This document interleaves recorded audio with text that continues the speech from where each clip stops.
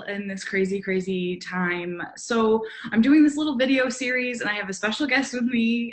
Hannah Rose is here, psychotherapist, and we're going to talk today about gratitude shaming because this whole pandemic thing is wild and crazy and like no one's seen anything like it. And I felt like we needed something nourishing to watch from the internet. So I was like, how about I just do something? Also, side note, Hannah, I'm channeling my inner Carol Baskin today. Oh my God. Hey, all you cats and kittens. I was like, I think I have that shirt when she was on. I was like, embarrassing or not? I don't know. You decide. So how are you? I'm doing okay. This is definitely a big shift. I think a lot of us are experiencing different kinds of fatigue. I actually just learned today during an intensive trauma training that Zoom fatigue is a real thing that you're going to hear more and more people talking about in the field of mental health. So for me, it's seeing clients on my screen doing talk therapy every day, all day, and kind of discerning what my limit is and when I need to take a step back and do some self-care. But it also has to do with non-clinicians, people that are not in the mental health field that are sitting in Zoom meetings for conference calls, for work, and even FaceTiming and Skyping friends and family. It's so different from a mental health perspective to be looking at someone on screen and not really being able to make eye contact and not being able to read their body language. And so we're all just adjusting, that's for sure. It's it's a real deal. Hold on, pop up. Okay, I got rid of it. It's a real deal, and I've noticed even in a Zoom happy hour that nobody has anything to do, so there's no end. Yeah. So I gotta go. Right. I mean, something as simple as coming up with an excuse to get off the phone with a family member is pretty limited right now. And so learning how to set boundaries without, these excuses that we give, or, hey, I have to run to the store. I guess we can still do that if we're, doing it in a safe way. But I think, social distancing is really important, but connection is also incredibly important, and finding ways not just to connect with other people, which I think the focus has been on recently, but really grounding down and building a connection with ourselves. And that can go kind of untapped into a lot of the time. And it's imperative more now than probably ever to really be establishing a strong relationship with oneself. And so taking time away from a screen and taking time away from distractions. I was just telling Bethany, I downloaded Animal Crossing and I can't stop playing, and it's a wonderful break, but it's also not really me learning how to connect with myself. I'm totally guilty of those distractions so that I don't have to focus on me. So we're going to talk about gratitude shaming today, and I love that because I have been scrolling through Pinterest and Instagram and just feeling like, oh my God, I did not do enough push-ups today. And by not enough, I mean none. So You and me both, Bethany. I swear, if someone else tags me in the see 10 push-ups, do 10 push-ups challenge, I'm just going to cry. Or I'm going to film myself actively not doing push-ups. And here's why. I think right now there's a lot of well-meaning people, therapists, non-therapists on specifically Instagram I'm seeing, who are posting tons of things about inspiration. And, I've seen a lot of very inadvertently shaming posts, like, if you're not becoming a better person and working out every day and learning a new language and picking up a hobby, then you lack discipline. Then what are you doing? And I'm like, whoa, if I'm sitting at home all day playing Animal Crossing, maybe that's enough, right? Because I need to work on cultivating self-compassion and meeting myself where I am. And this term that doesn't actually exist, I'm making it exist, but I started talking about this at some point last year, and I call it gratitude shaming, because often in the wake of intense emotional pain, be it externally, circumstantially, or internally, we'll immediately do this thing, and we'll do it to our loved ones, where we'll say to ourselves or to other people, it could be worse. I should be grateful. And so I really started struggling with that when I first started working from home, because that Zoom fatigue was very real. And I noticed myself with an internal narrative saying, Hannah, you should not feel stressed or anxious. You should just be grateful that you're self-employed and that your clients need you. you should be grateful that financially right now you're in an okay spot. There's, friends of mine who are servers, friends of mine across the board are getting fired. They're struggling with money. They're struggling with mixed messages from social media, politics, etc. Mm-hmm. And gratitude shaming actually doesn't help us to walk through uncertainty and fear. Gratitude shaming makes us take our experience, shove it down, and say, this doesn't matter. And by proxy, on some unconscious level, you don't matter. And so I'm not only not feeling my feelings and feeling my experience, which needs to happen in order to walk through it, but I'm now shaming myself for even having an experience. Because the reality is that, and Brene Brown, who if no one has listened or read or watched her, go Google Brene Brown right now. She talks about comparative suffering and how just because the person next to me has it much worse objectively does not mean that my suffering is then minimized. So it's one thing to take perspective, like, okay, I am going to cultivate some gratitude here, but it's another to say my experience doesn't matter because other people have it worse. Mm-hmm. And I'm finding that people are doing this across the board and saying, I shouldn't be so tired. I've been sitting around all day. I shouldn't be so moody or anxious. And the reality is this pandemic is a first time for all of us. And it's also consciously and subconsciously triggering a lot of different traumatic experiences, like feeling stuck, feeling powerless, losing your voice. And so there's just so many different variables at play. And I encourage everyone to start noticing that gratitude shaming narrative. And the next time you say to yourself or anyone else, oh, you should be grateful, you shouldn't feel that way, stop shoulding on yourself. It doesn't make anything better. That's gratitude shaming. I like that. You have 3 big tips to help us deal with gratitude shaming when it happens or when we do it to ourselves even, right? Yes. So this is essentially like mindfulness 101. And mindfulness and meditation is not about sitting cross-legged, saying and clearing your mind. Like that's not a thing, especially if you've never done it before.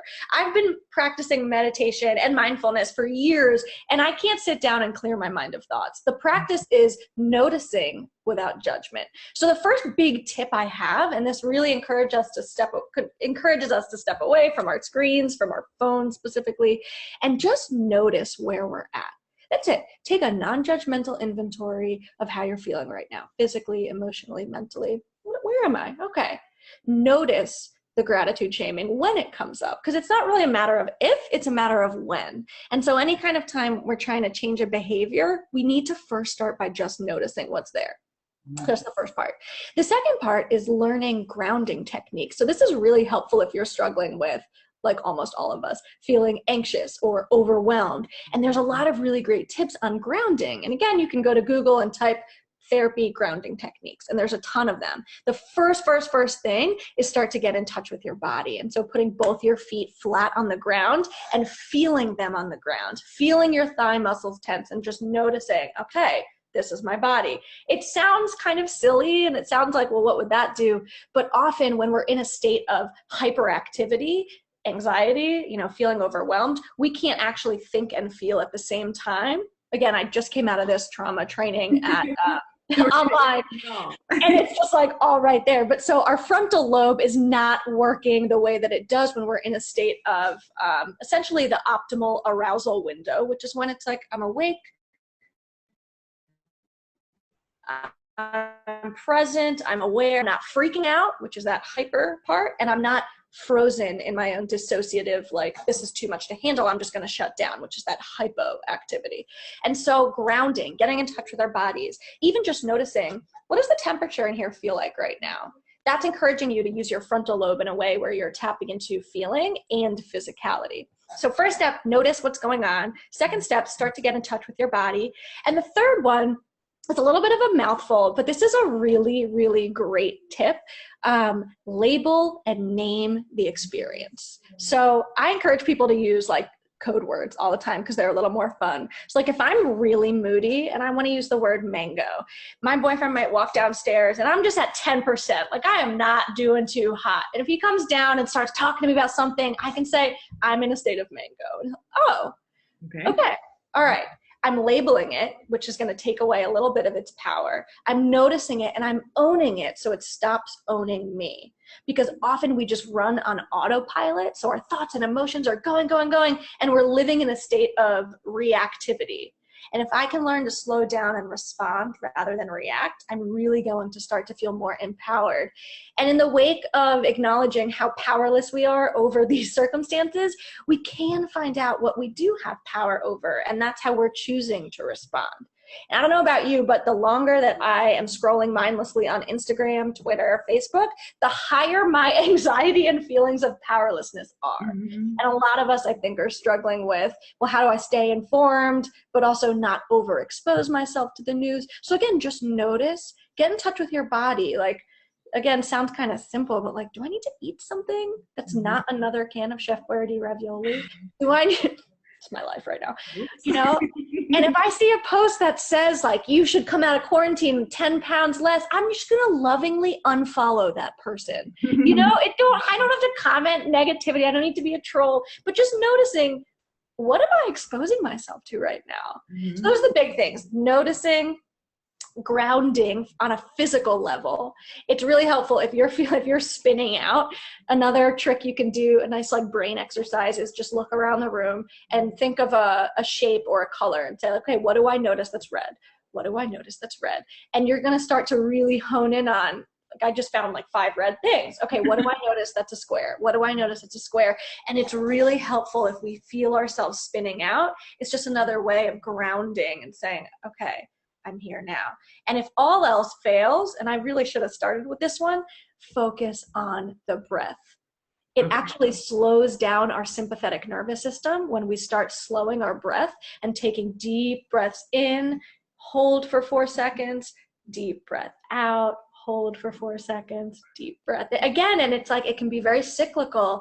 It's like if you have a MacBook or a Juul, which I don't support, but I also understand, you'll notice that when they're charging, the lights kind of look like they're breathing, and that's very purposeful. And so we can sync up our breath, ideally not with like a MacBook charger, but you know what I mean. Remember to breathe, right? Because when we're in that state of hyperactivity, hyper-awareness, we actually will start to have those short, shallow breaths. Yeah. I keep saying the last thing, but the very last thing I'll say is what has been a saving grace for me, and I will show you, is I always encourage my clients, or I often do, to utilize journaling, to utilize like coloring, right? Amazon, Target, if you do go for any reason that's essential. Oh my God, that's so funny. Coloring books. We were coloring earlier. Look at this. This just goes to show where I was. I think this was 2 weeks ago, maybe 3. All of these. It looks like we have children now, but we don't. It's just me. So I'll throw on a show or listen to a podcast, something that I don't need to be watching, and I'll just start coloring these really, really detailed things. And what it does is it puts you in a state of flow, where you're only focused on what you're in. And right now, I think we all need a little flow, and it's really wonderful for the brain, and we're getting the oxygen in, and it's grounding because we're doing something both physically and mentally. Ooh, okay. That was great. So many things to say. I mean, there's a lot to go over, and this is a really big thing. So so thank you for all the biggest thing, is being gentle with yourself, no matter where you are, what you're doing, how lucky you are, how fortunate you are, or how much you're struggling. There's no right way to feel right now. I keep telling my clients, there's no pandemics in 2020 for dummies. Like, this doesn't exist. And so meeting yourself where you're at is the absolute biggest gift you can give yourself. I can't imagine what it's like at home with kids. I recently got a quarantine puppy, and that's a handful, but it's also helping me a lot. Okay. And just being gentle with yourself. The kids are like a louder quarantine puppies. You can't put your kid in a crate. That is true. Walk away. I mean, you can, but like, I don't encourage it. I also, I have on my YouTube channel, which I will plug. There's so many videos because I just sit here at my kitchen counter and make videos. And the last 2 or 3 are about specifically dealing with anxiety and feeling overwhelmed during this coronavirus, acknowledging your feelings. There's imposter syndrome, gratitude shaming. And then there's a whole lot of videos about unhealthy relationships and how to shift into healthy relationships with yourself and others. So if anyone wants some free resources, all I do is make videos because I don't have a whole lot else going on. I've watched a lot of them. I think they're great. So thank you for that. And how would people find you the best way? All right. So my website, you can always just go to Google and type in Hannah Rose LCPC. It's H's. professional. Yeah, Hannah, Hannah, and then Rose, like the flower, not my middle name, it's my last name. So you can just type Hannah Rose LCPC and a whole lot of things should pop up. Again, I'm very active on the interwebs. My Instagram is at Hannah Rose Therapy. So that's easy. And I always link to my videos. But basically, my main website, it's Hannah Elise Rose. So that's HANNAHELISEROSE.com. Just HannahEliseRose.com. And there's a tab on there that says media. And there's the link to my blog on Psychology Today, which I'm a big fan of. Yeah. If anyone needs a therapist, go to psychologytoday.com, type in your zip code, you can plug in your insurance, and there'll just be a list of therapists. Almost all of us are offering teletherapy, which is like this. But yeah, HannahEliseRose.com, you hit media, and then my YouTube channel will be right there, along with my blog and a bunch of other stuff. Thank you for taking time out today for us. Thank you so much. I love Mix 106.5. I miss the Thursday. Is it Thursday? Throwback Thursday, yeah. Yeah, I'm doing. Yeah. I got Team Bethany trending, and I will never forget it. I felt so proud of that moment. Sorry, Reagan. Oh, it's okay. He'll be fine. He wins all the weeks. He wins all the time. Thank you so much. Good luck. Stay well. You are so welcome. Thanks, Bethany.